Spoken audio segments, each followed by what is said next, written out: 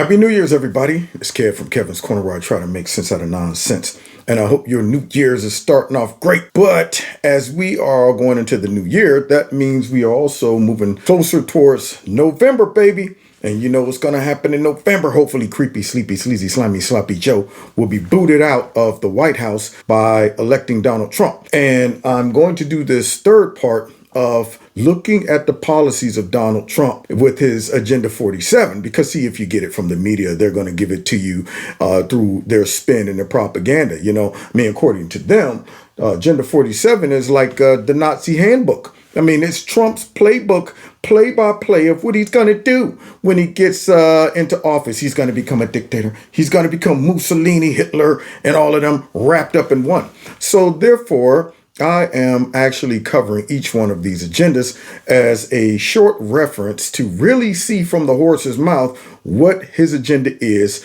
because we want to focus on policies, not personality, not propaganda, none of that stuff. And if you're checking it out from the news and you're just a casual viewer, you're going to be like, what is this Agenda 47 Trump's doing? I mean, what is he up to? He's a white nationalist, all that stuff. So I figure I can condense these very short clips covering each one of these agendas, and then you're able as a viewer to decide, does these policies benefit me or not? Are they really rooted in white nationalism? Are they really evil? Is Trump really trying to become a dictator, or do they make sense? And yet evil people who hate Trump and want him to lose is trying to make it appear that it doesn't make sense. When you remove Trump out of it, let's just say you're the person that's just suffering from Trump derangement syndrome, and you think anything that Trump does or says makes it evil or wrong, even if it makes sense to you. But yet you hear these policies and ideas and Trump's not attached to it. This is how you decide whether you're manipulated by your Trump derangement syndrome or not. If you hear them and you say, wow, that makes sense, and then right after somebody said, you know, Donald Trump is the one that said that or wrote this, or that's his policy, and then you go, what? Well, now all of a sudden it's racist and stuff. That lets you know you're suffering from Trump derangement syndrome. So let's get into it. This is the third one, y'all. And you know our goals and objectives are simple. Number one, we want to focus on policies and not personality. Number two, we want to bypass the media's narratives, motives, and propaganda. Number three, determine whether these policies are good for you. Number four, determine are these policies good for the country? And finally, decide whether these policies are rooted in tyranny and in corruption. So with that being said, y'all, let's get into part three of examining Donald Trump's policies in regards to Agenda 47, rebuilding America's depleted military. And boy, do we need it. What's going on, America? Welcome to Kevin's Corner, where I try to make some sense out of nonsense. Before we get into this video, I need y'all to do me a favor. Hit that like button, share my videos. Please make sure you subscribe. Make sure your notification buttons are turned on to all. Subscribe to my alternative channel, just in case YouTube give me the slip or something. You'll know how to find me. Don't forget to check me out with all the podcasts and follow me on Rumble in the Jungle. All the links are listed below. If you want to donate to my channel, feel free. Those links are below as well. Now, with no further ado, welcome to my party, we're just getting started. Global financial storms might be raging, but thousands of investors in precious metals with noble gold are smiling. Why? Because they know whatever happens, their investments are going to be safe from turmoil. Protect your savings from market volatility with a noble gold investment IRA and claim your free gold bullion coin. Talk to a Noble Gold investment expert today and they'll talk you through your options. And if you qualify, they'll guide you through the whole process. Call 877-646-5347 today and take control of your financial future. Or simply visit noblegoldinvestments.com now. That's noblegoldinvestments.com, the only gold company I trust. Now let's get to this video. In a period of less than 1 week, Joe Biden accidentally admitted that we're sending cluster bombs to Ukraine because the United States is running out of ammunition. I don't know how that works, but that's what he said. Then he called up reserve forces to ship them to Europe, proving that we are running out of troops, and that's also a fact. We have very few people signing up to join our military. These actions reveal just what an insanely dangerous situation Biden and the demented warmongers have led us into. Less than 3 years ago, I'd fully rebuilt the United States military and steered America into such a strong global position that peace was breaking out all over the world. We had peace through strength. Trump is identifying the problem and showing the contrast between the way he handled the military versus the current administration. Now, unless you don't feel that the military is important, then you probably want to pay attention to this policy because it can impact you. Who cares what goes on within the country if we are vulnerable from the outside in? If we can't protect the homeland, if we don't have enough military might to deter any of the vast number of enemies that might want to just take us out.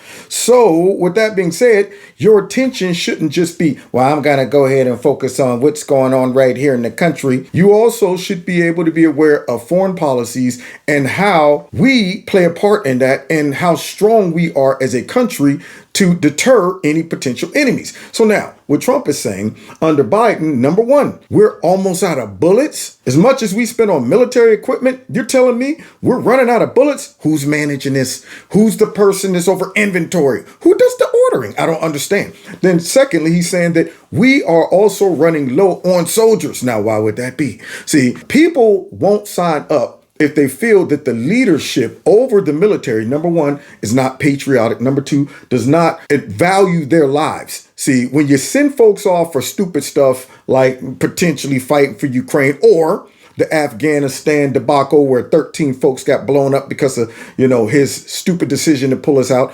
When people start looking at that and say, now, wait a minute, I wanted to sign up, defend my country because I love my country, I'm proud of my country, and I trust that the leaders value my life and honor my life so that they won't send me off over something stupid, they won't put my life in unnecessary danger, and they won't also do things like deter people from signing up because of wokeness in the military. Nobody wants to be a part of a military that's focused on everything but being prepared to fight. Focus on women's hairstyles and helmets and women's pregnant suits, and focused on making sure that transgender rights are met and that pronouns are implemented, and of course making sure that everybody's sensitive to critical race theory. That right there does not prepare the military for fighting. It divides the military and it deters people from signing up, and we need a strong military. So far, Trump, you got my attention. Let's continue. 29 months later, the arsenals are empty, the stockpiles are bare, the treasury is drained, the ranks are being hollowed out, our country has been totally humiliated, and we have a corrupt, compromised president, crooked Joe Biden, who is dragging us into World War III. And that's what's happening on behalf of a nation that paid his family millions and millions of dollars in obvious bribes. All you have to do is take a look at how much China, how much Ukraine have paid the Biden family. It's a total disgrace and a very dangerous one. Under these circumstances, the notion that we would even consider admitting Ukraine into NATO at this time is completely unhinged. Under Biden administration, we have to question what is going on in regards to our military and our relationship to many of our enemies, considering President Biden took bribes and money from some of our enemies. That alone makes us vulnerable. It makes us not be able to project strength on the global stage because they probably got dirt on this guy. We don't know.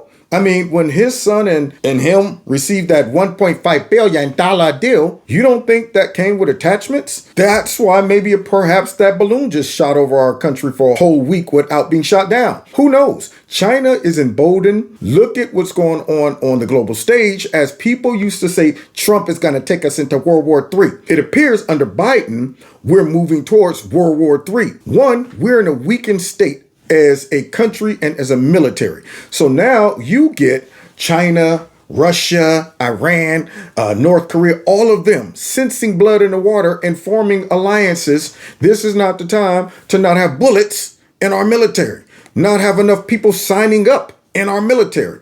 So Trump right here is identifying a serious problem and a threat and showing a compare and contrast so that you can see whether this policy is important to you, the country, and beyond, or Trump's just making it up. Trump's just overreacting. Just like Trump was supposed to take us into World War III, but because he had a strong military, because he built up the military, it became a deterrent. Instead of taking us into World War III, it created peace in the Middle East. It made China respect us and not act a fool. North Korea stopped shooting rockets all over the place. Iran stopped popping trash. All of these things happened under Trump. And now all of those things have been unwind under Biden. So Trump is saying he needs to take us back to a level of strength in regards to our military. I don't have a problem with it so far. Do you? Let's continue. Joe Biden can't even walk up a flight of stairs on Air Force One, and he can't put two sentences together. The last thing that this incompetent administration should be doing is risking war with a nuclear-armed Russia or China or other countries. We have somebody that doesn't have a clue representing us. When I'm back in the White House on day one, we are returning to a foreign policy that puts America's interests first. Now, those are some facts that you have to consider as a voter. How does your leader project strength on the global stage? Is he respected, or does his very presence encourage enemies to be emboldened, to push us to the limit, to test our resolve?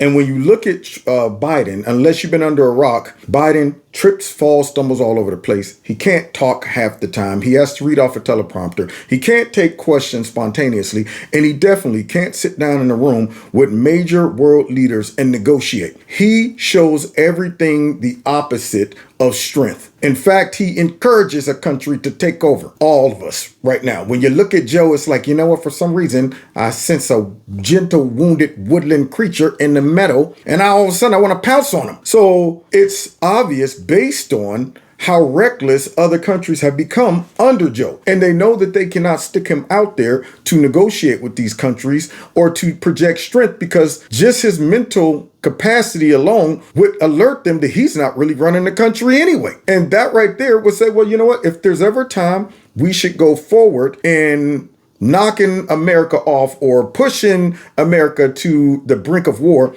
is now, based on this wounded leader that they have stuck up there. Under Trump, they may not have liked him, but they respected him. And you were able to sleep good at night knowing that, hey, these countries aren't crazy and they ain't reckless enough to attack us right about now. But under Biden, I'm concerned. Let's continue, Trump. America's chief interest in Eastern Europe is peace and stability.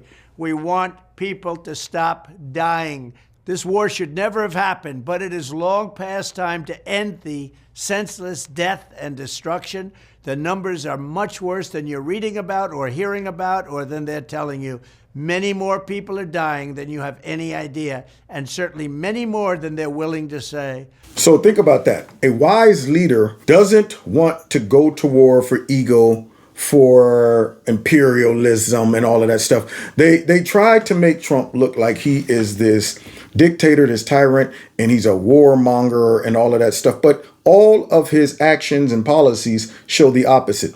Does this man sound like a tyrant when he says, I want to see people stop dying? This war in Europe should have never happened and it needs to stop. That doesn't sound like a guy that's high on his ego and looking to start a fight. And one of the reasons that some of those more reckless, antagonistic leaders in the past were kind of stagnant under Trump is because they sensed that Trump didn't fit the mold of many of our former presidents that were war hawks. Now we look back and we wonder, was it really necessary to go to war in these other countries? They told us a whole bunch of stuff, say we were going over there to fight against communism and we were spreading democracy, only to find out that a lot of times it was for selfish gain and also to get someone out of office in a country and install somebody we want to be there, which would make other countries say, well, I'm probably going to need to build up my military and be quick and ready to go to war because I don't trust America. They have nefarious goals and agendas. When it comes down to coming over here and picking a fight with us, they might take me out and put some other person in. But when Trump got in, he wasn't interested in those things. And once they realized he's not the normal American president that wants to come over here, and destabilize us and assassinate me as a leader and all of that stuff. He's simply a man that's saying, hey, I'm looking out for America. You guys look out for China, Russia, Iran, all these other countries. Mind your business. Treat us fairly when it comes down to deals, and don't get reckless, because I don't want to fight, but I will if I'm provoked. That's projecting strength and fairness at the same time. That's what he's referring to right here. He wants to see the killing stopped. He wants that war over there with Russia and Ukraine to stop, unlike Biden. So now, if Biden is continuing to push this war over there and send money to Ukraine, at some point, we're going to have to put up or shut up, because Ukraine is not going to defeat Russia. Now, do you think Trump is going to get in and be willing to send our soldiers over there? No. He's going to get in there and negotiate a ceasefire between these two and reset some things that Joe Biden and them could have prevented, but they didn't, because they're all about war. They're all about war. But yet Trump was supposed to be the one that was taking us into World War III. Let's continue. Then, as I work to again rebuild America's military strength and deterrence that Joe Biden so foolishly squandered, we need to take a long, hard look at defense procurement and our defense industrial base, because it's been withered down to nothing. Given all the money we spend on the Pentagon, it's unacceptable that we would ever run out of ammunition or be unable to quickly produce the weapons needed. I will provide record funding for our military, just as I did 4 great years. If you think about what we were able to do, 4 great years of rebuilding our military, and we rebuilt it bigger and better and stronger than ever before. And now look at what's happened. We have no ammunition, as told stupidly by our president to the world so that everybody could know it. Now, what do you want in a leader? Do you want a leader that's naive and stupid and will come out and let everybody know we're wounded, we're out of bullets, basically saying it's a great time to attack us? Look at that, man. We don't have soldiers. We ain't got no bullets. We can't recruit no people because we're woke. All of those things. How do you squander all of what Trump built up? He had us just built up with all types of things, not just the military stuff, but he had us with our reserves, our petroleum reserves, had us built up there. I mean, we were doing great. Right about then, we had rose all the way to the top. Our military was strong and very, very threatening, just in case another country started to talk reckless or decide to do something stupid. Now we get a leader who is very weak. He allowed Afghanistan to be taken by the Taliban, and he made big, big threats about we're going to go back in and get all these Americans, and he never did. He never did. Instead, our soldiers were victims of a suicide bombing that killed 13 of them. We left many of our American citizens over there. We left many of the people who collaborated with the U.S. while we were there occupying. We left all the equipment over there, and that sends a message to the rest of the world. Now we're looking at Russia not respecting us, whatever. China not respecting us, all of those things. And yet, here's Biden saying, and we're almost out of bullets. So what does that say? That say our leader can't manage things properly. He's more willing to send equipment over to Ukraine instead of stocking it up here in the U.S. He's more willing to leave equipment over in Afghanistan instead of staying over there and keeping that base and bringing all of our equipment home and exiting properly. He is flubbing up our military might and the perception of the U.S. military all across the board, unlike Trump did. But yet they deemed him to be a tyrant that would lead us into World War III. But I will also insist that we get more for every dollar spent, because we're spending too much money foolishly and our prices are too high. In addition, I will ask Europe to reimburse us for the cost of rebuilding the stockpiles sent to Ukraine, which they should be doing now, but Joe Biden is too weak and too disrespected to even ask. The fact is that we've spent almost $200 billion in helping Ukraine, and Europe has spent just a tiny fraction of that amount. As Biden's call-up of reserve troops show, we also clearly need to address the embarrassing recruitment situation. As he goes forward, he is making sure that we approach our military like a business. See, Biden is approaching it like a Democrat, like a regular politician. These politicians have been just recklessly spending money when it comes down to military arms, pretty much everything. I mean, when the traditional politician gets in office, who never owned a business, who don't balance budgets, who don't sit back and worry about, man, we go bankrupt. How much are we spending for this? They look at the taxpayers' dollars as just an open piggy bank forever, probably paying top dollar for all of the stuff that we need for the military. Don't even question it. Don't try to negotiate it down. Trump gave us an example of this when he said, we're going to need another Boeing Air Force One. And he said, but we're not paying what we paid for the last one. There's no way. He approaches everything through the eyes of business. He's running the country like a business. So even when it comes down to military equipment, he's saying we're paying too much for this. Not to mention we're protecting everybody all over the planet. We're sending military equipment everywhere. We're paying the most. We're putting out the most, and other countries aren't pitching in. So now I'm gonna have to run this military operation like a business. Not like just a open-ended checkbook and allowing all these other countries to get away with the minimal, pimping us out, milking us when it comes down to equipment and support and money, all of those things, while our military suffer. Now, is that smart? Right now, I'm not seeing a dictator. I'm not seeing an evil policy. I'm seeing a smart leader that knows how to get us back on track.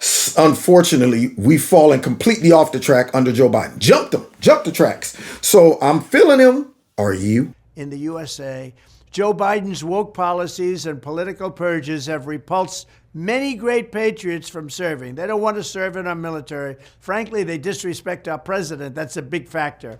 I will restore the proud culture and honor traditions of America's armed forces, and there will be no Marxism allowed, no communism allowed, and we'll get rid of the fascists. Thank you very much. Wonderfully put. Now, think about this. If you had a son or daughter and you wanted to send them to the military, or they want to go to the military, would you want them to go during a time where a leader is mentally compromised?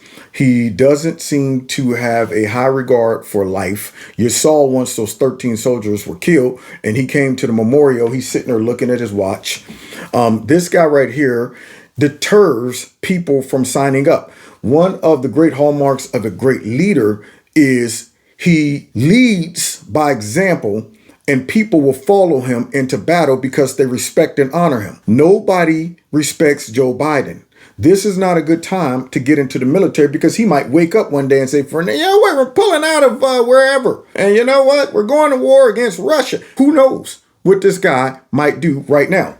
Trump proved to the military that he respected them and they loved him for it. He gave them raises. He wasn't pushing CRT, critical race theory. He wasn't running commercials like the Democrats are running. These are my two moms. Nobody wants to join the military. This highlighting and focus more so on transgenderology, the Rainbow Coalition, the racism in here and that. They got one goal and objective is to be war ready, prepared to execute any type of operation if they need to. And we've lost sight of that under Joe Biden, which if I was a young man and I was thinking about when is a good time to join the military, this would not be it. If I was a parent and my son was thinking about joining the military, I'd be like, this is not a good time, son.